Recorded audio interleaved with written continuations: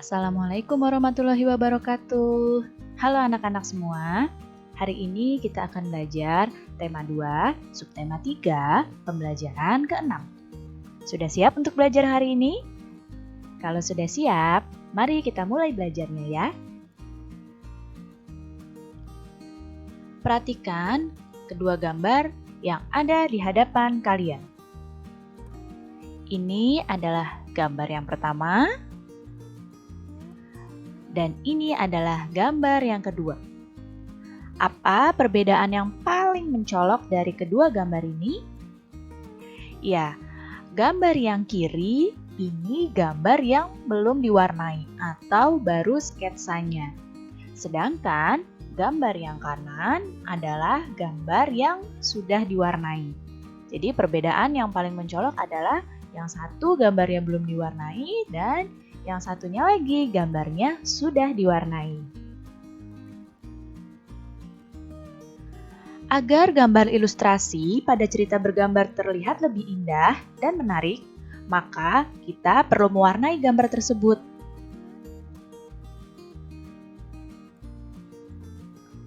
Teknik mewarnai gambar itu terbagi menjadi dua jenis. Ada teknik kering dan ada teknik basah. Kita akan bahas perbedaan kedua teknik ini. Yang pertama adalah teknik kering. Teknik kering ini biasanya alat mewarna yang digunakan adalah krayon dan pensil warna. Jadi jika kamu mewarnai dengan menggunakan krayon atau pensil warna, berarti kamu mewarnainya dengan menggunakan teknik kering. Kemudian, tidak memerlukan pengencer. Jadi, ketika kamu menggunakan krayon dan pensil warna, kamu bisa langsung menggunakan kedua alat mewarnai tersebut tanpa perlu digabung lagi dengan air atau minyak. Jadi, langsung dipakai sudah bisa. Tidak memerlukan pengencer. Dan selanjutnya, gambar langsung dibuat di kertas dengan membuat sketsa terlebih dahulu. Nah, gambarnya bisa langsung dibuat di kertas gambar biasa, ya, dengan membuat sketsa menggunakan pensil. Jadi ini adalah mewarnai gambar dengan teknik kering. Nah, lihat di sini, teknik kering, alat mewarnainya yang digunakan adalah pensil warna dan krayon. Serta kertas yang digunakan bisa kertas biasa. Nah, ini adalah contoh mewarnai teknik kering menggunakan pensil warna. Ya, dan ini adalah teknik mewarnai kering dengan menggunakan krayon. Jadi, ketika kamu mewarnai menggunakan pensil warna dan krayon, berarti kamu mewarnai dengan teknik kering. Selanjutnya adalah teknik basah. Nah, kalau teknik basah itu mewarnainya menggunakan cat air atau cat minyak. Ya. Kemudian, dengan teknik basah itu membutuhkan pengencer. Biasanya pengencernya berupa air atau minyak. Untuk apa air atau minyak ini? Air itu digunakan untuk pengencer pada cat air. Sedangkan minyak digunakan pada pengencer untuk menggunakan cat minyak. Jadi harus pakai pengencer biar warnanya menjadi lebih bagus. Dan gambar yang dibuat pada kertas yang lebih tebal atau menggunakan kanvas. Di sini ketika menggunakan cat air, itu kertasnya harus lebih tebal dibanding kertas biasa. Karena di dalam cat air itu pewarnanya menggunakan ada kandungan airnya. Jadi jika menggunakan kertas biasa, mungkin kertasnya akan cepat basah. Makanya dibutuhkan kertas yang lebih tebal. Sedangkan pada cat minyak, biasanya menggambarnya menggunakan kanvas. Nah, perhatikan di sini dengan menggunakan teknik basah, ini biasanya ketika menggunakan teknik basah, kamu akan membutuhkan palet. Ya, jadi palet ini adalah tempat untuk menaruh cat airnya yang dicampur dengan air atau cat minyak yang dicampur dengan minyak. Jadi kamu akan membutuhkan palet, kemudian alat mewarnainya menggunakan kuas. Ya, jadi alat mewarnainya ini kuas dengan cat air atau cat minyak. Kertasnya juga kertas yang lebih tebal atau menggunakan kanvas. Nah, ini adalah contoh pewarnaan teknik basah menggunakan cat air. Nah, seperti ini ya.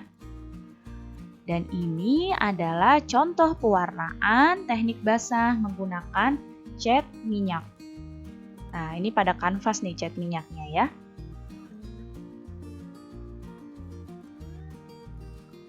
Nah, ini adalah contoh cerita bergambar yang sudah diwarnai. Nah, di sini ada cerita bergambar dengan judul Akibat Tidak Bekerja Sama.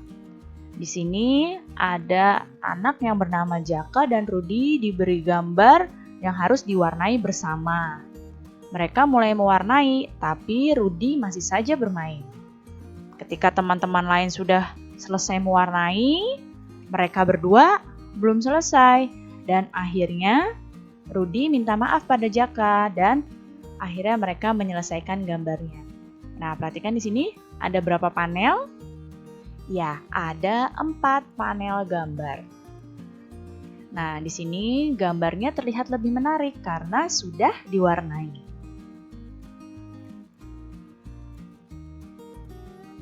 Cerita bergambar tadi yang baru saja ditampilkan itu menceritakan tentang sikap bertanggung jawab atas tugas yang diberikan. Segala tingkah laku serta perbuatan yang kita lakukan harus dipertanggungjawabkan. Tanggung jawab sendiri merupakan perwujudan kesadaran dalam melaksanakan kewajiban. Nah, di mana saja sih pelaksanaan tanggung jawab itu bisa kita lakukan?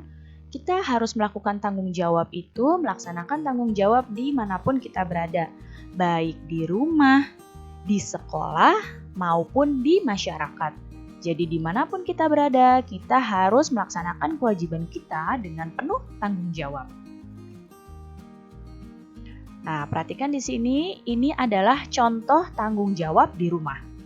Yang pertama, contoh tanggung jawab di rumah adalah membantu pekerjaan rumah orang tua. Kemudian, ikut menjaga kebersihan dan kerapian rumah.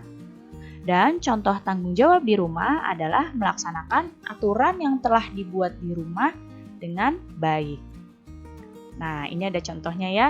Di sini ada keluarga yang sedang bekerja sama dengan tanggung jawab untuk membersihkan rumah. Dan di sini ada anak yang gambar yang kedua, mereka membantu ibunya memasak. Ini adalah contoh tanggung jawab di rumah. Kemudian, contoh tanggung jawab di sekolah. Yang pertama, contoh tanggung jawab di sekolah adalah ikut menjaga kebersihan lingkungan sekolah. Kemudian, ikut membantu menciptakan suasana belajar yang nyaman dan melaksanakan semua peraturan di sekolah dengan baik. Nah, ini contohnya ya. Membersihkan ruangan kelas bersama-sama dan menjaga kebersihan lingkungan sekolah. Kemudian ketika belajarnya dengan tertib seperti ini. Nanti ketika sudah belajar normal lagi di sekolah, kamu harus melaksanakan tanggung jawab ini di sekolah ya. Dan selanjutnya tanggung jawab di masyarakat. Di sini contohnya ada ikut menjaga kebersihan lingkungan. Kemudian ikut menjaga keamanan lingkungan dan juga melaksanakan semua aturan yang berlaku di masyarakat. Nah, di sini ada contohnya warga yang melakukan ronda malam untuk menjaga keamanan lingkungan. Mereka melakukannya dengan tanggung jawab agar lingkungan mereka aman. Juga ikut menjaga kebersihan lingkungan dengan kerja bakti. Nah, kita itu harus menyadari dan melaksanakan tanggung jawab dengan sungguh-sungguh, baik di lingkungan rumah, di sekolah, maupun di masyarakat. Jika semua orang menyadari dan melaksanakan tanggung jawabnya masing-masing, maka akan tercipta kehidupan yang damai dan teratur. Baik anak-anak, cukup sekian ya penjelasan Ibu kali ini. Mudah-mudahan kalian dapat paham dan mengerti. Terima kasih anak-anak semua. Sampai jumpa lagi. Wassalamualaikum warahmatullahi wabarakatuh.